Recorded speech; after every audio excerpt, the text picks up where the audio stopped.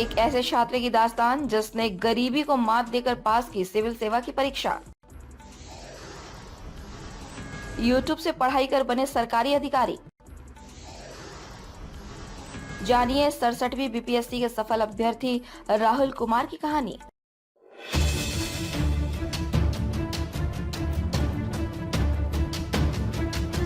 आज आपको एक ऐसे छात्र से परिचय करा रहे हैं जिसका अभावों से नाता रहा है। इस छात्र ने अभावग्रस्त गरीब परिवार में जन्म लिया। अभाव और गरीबी झेलते हुए जैसे तैसे स्नातक तक की पढ़ाई पूरी की। परिवार को अभावग्रस्तता से निकालने और गरीबी दूर करने के लिए सिविल सेवा में जाने का दृढ़ निश्चय किया। बीपीएससी की परीक्षा दी।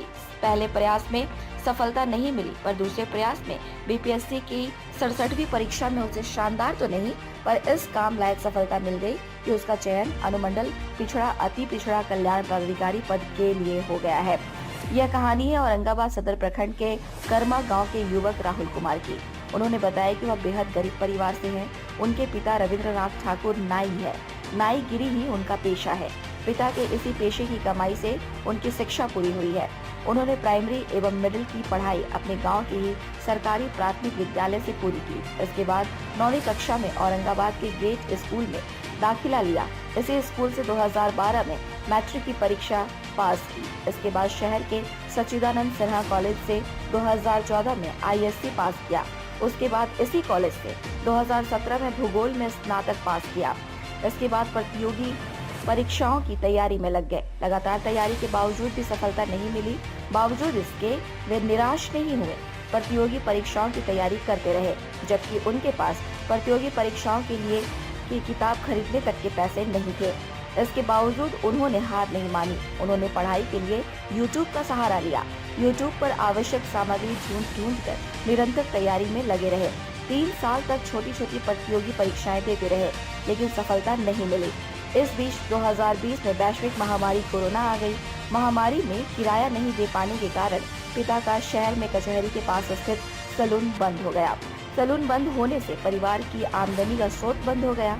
लॉकडाउन में पिता ने मांग चांग कर और उधारी लेकर किसी तरह से परिवार का खर्च चलाया। लॉकडाउन खत्म होने के बाद पिता सैलून के मालिक से नौकर हो गए। वे शहर के कर्मा रोड में एक सैलून में नाई की नौकरी करने लगे। नौकरी कर जैसे तैसे उधारी चुकता किया। फिर 2021 में कोरोना आ गया। फिर से लॉकडाउन हो गया। लॉकडाउन से परिवार के समक्ष फिर पहले वाली स्थिति आ गई। लॉकडाउन खत्म होने के बाद पिता फिर से सैलून में नौकरी करने लगे। 2021 का कोरोना लॉकडाउन खत्म होने के कुछ ही महीने बाद मां सीता देवी गंभीर रूप से बीमार पड़ गई। इलाज के लिए भी पैसों की दिक्कत होने लगी। इस स्थिति में उन्होंने बच्चों को ट्यूशन पढ़ाने का फैसला लिया। बच्चों को ट्यूशन पढ़ाने से हो रही आमदनी और पिता की आमदनी को मिलाकर मां का इलाज कराया। ईश्वर की कृपा से मां की तबीयत ठीक हो गई। मां की तबीयत खराब रहने के दौरान ही उसने बीपीएससी 66वीं की परीक्षा दी, लेकिन सफलता नहीं मिली, क्योंकि बीमार मां की सेवा में लगे होने के कारण उसकी तैयारी ढंग से नहीं हो सकी। इसके बावजूद उन्होंने हार नहीं मानी।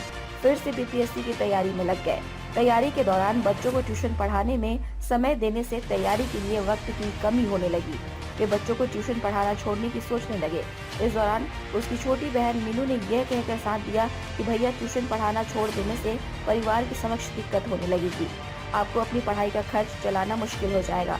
मैं बच्चों को ट्यूशन पढ़ा देती हूँ, आप तैयारी में लगे रहिए।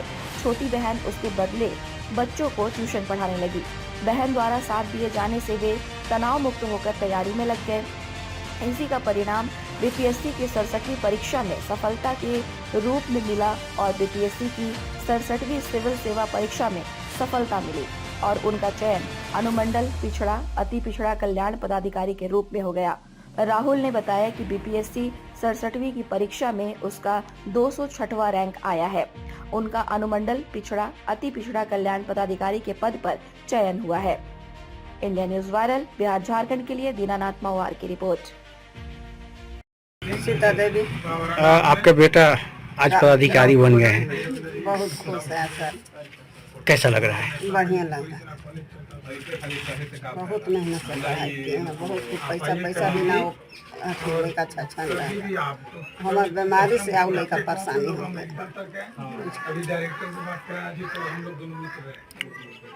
सुना है कि सैलून के दुकान चलाते थे आपके हस्बैंड साहब, इनका कोरोना काल में सैलून भी। हाँ, बंद हो गया तो का कर फिर दूसरा के दुकान में कैसे रोजी रोटी ला लेकन के दूसरा के दुकान में जा।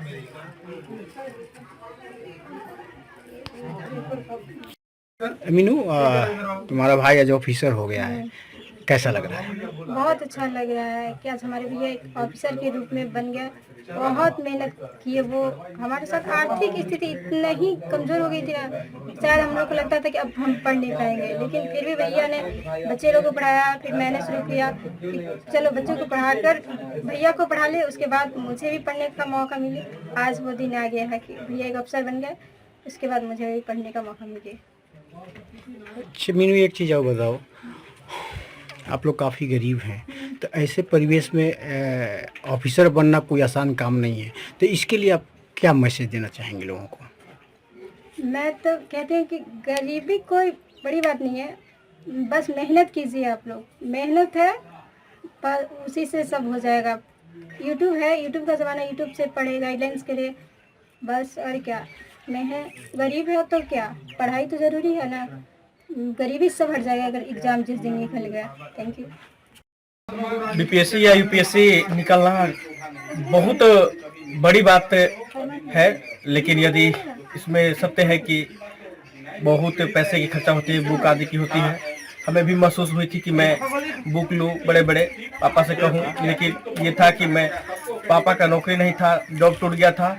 मैं चाहता था कि मैं बुक लूँ, लेकिन पापा से मैं पैसा नहीं मांग सकता था, क्योंकि मेरे बुक से ज़्यादा महत्व था मेरी माँ की दवाई। इसलिए मैं वो पापा को नहीं कहता था, लेकिन हमारे गांव घर आसपास के थे लोग, तो मैं उनसे कहता था, तो मुझे बेफिक्र होकर वो सहारा देते थे, पैसा देते थे।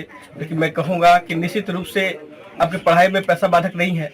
गरीबी आपको रोक नहीं सकती है, गरीबी आपको अवसर प्रदान करती है। आप एक अवसर के रूप में ले पैसा, कोई बाधा आपको लिए नहीं बनेगी।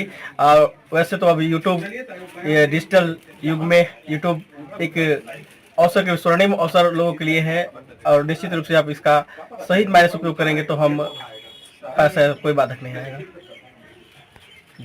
ताज़ा खबरों से जुड़े रहने के लिए हमारे चैनल को सब्सक्राइब करें और बेल आइकन को दबाना ना भूलें, ताकि हर खबर की नोटिफिकेशन आपको मिलती रहे।